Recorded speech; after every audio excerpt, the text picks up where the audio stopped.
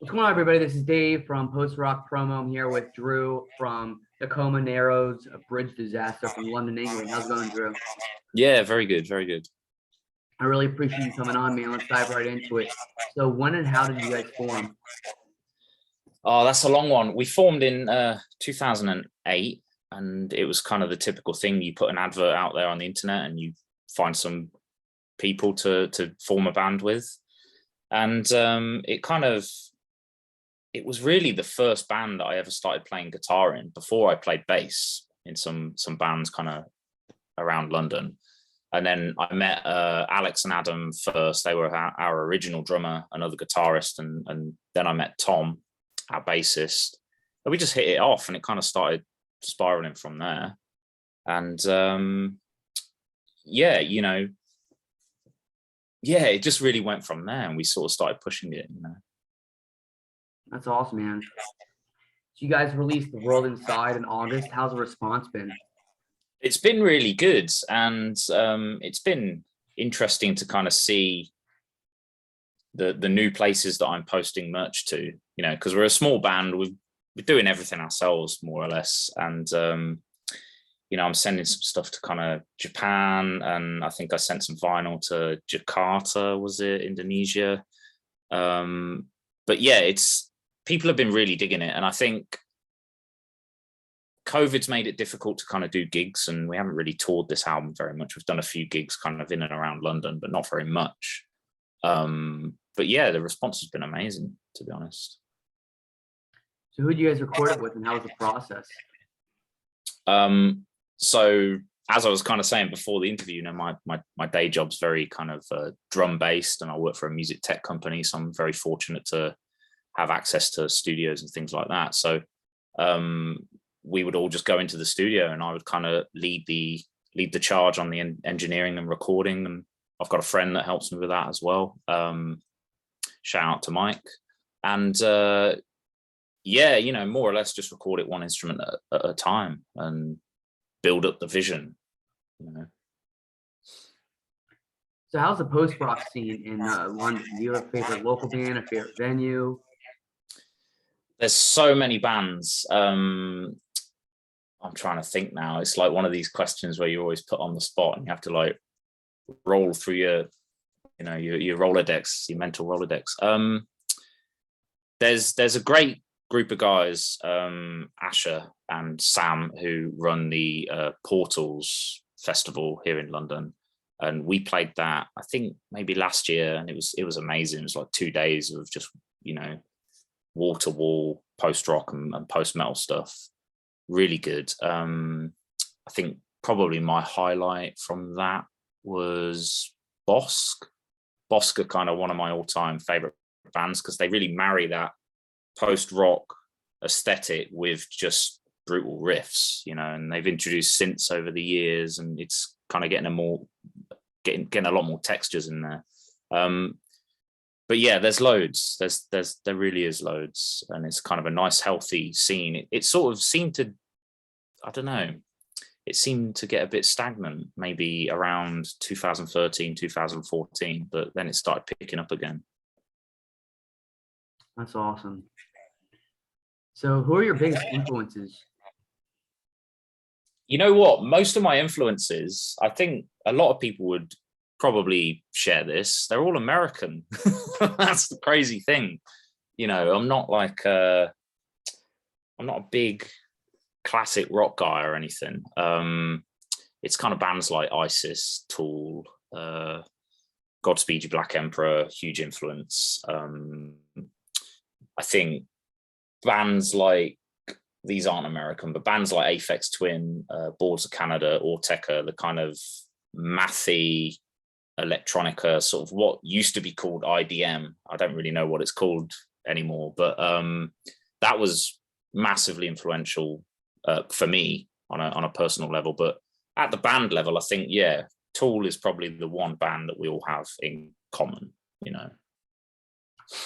So if you could tour with any of those bands, which one? Man, ISIS. If ISIS came back and we could tour with them, that's proper like bucket list stuff for me. Good choice.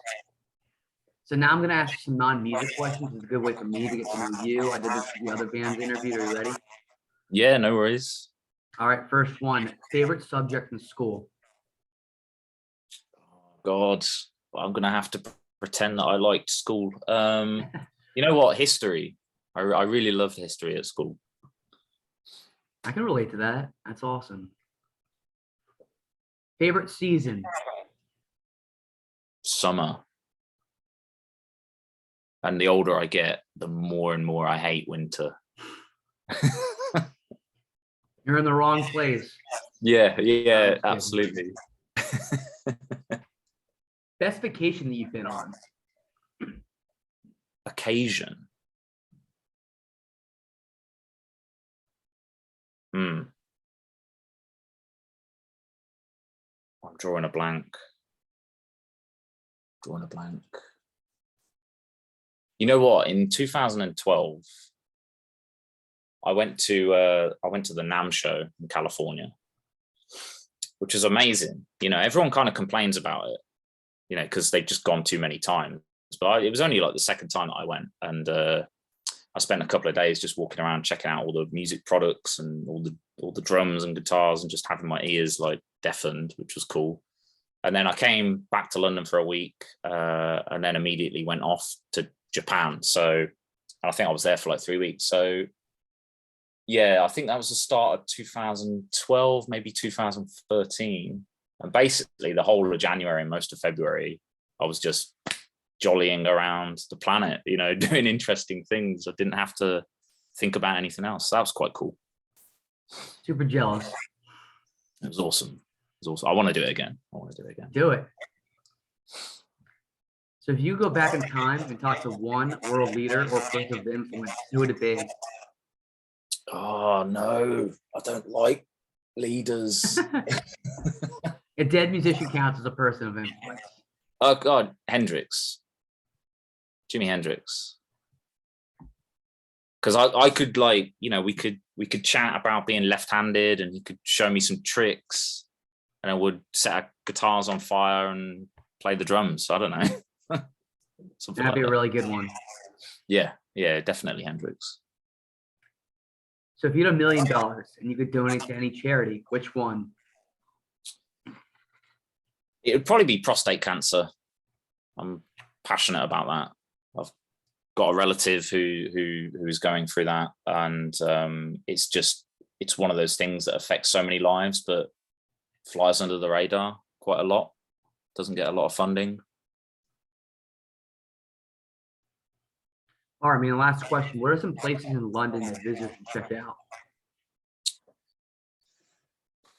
You know, when I was younger, I hated all of that tourist stuff, Buckingham Palace and all of that.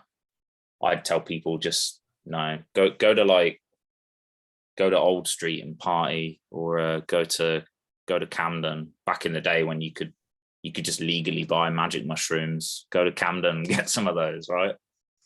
But yeah, there's loads. Yeah, do the Buckingham Palace stuff.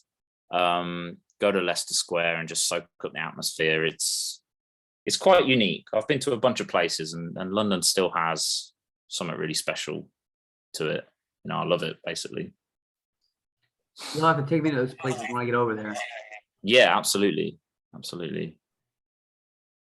Well, I really appreciate you, man, coming on and chatting up a little bit. The support means the world to me.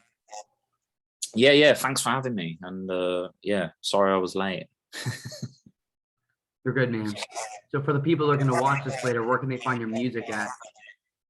If anyone can just go to bridgedisaster.co.uk, and from there they could just discover it all. Cool. Sounds good, man. Well, I hope you have a great night, and we'll chat soon. Yeah, you too, man. Nice one. Thank you. Have a good one.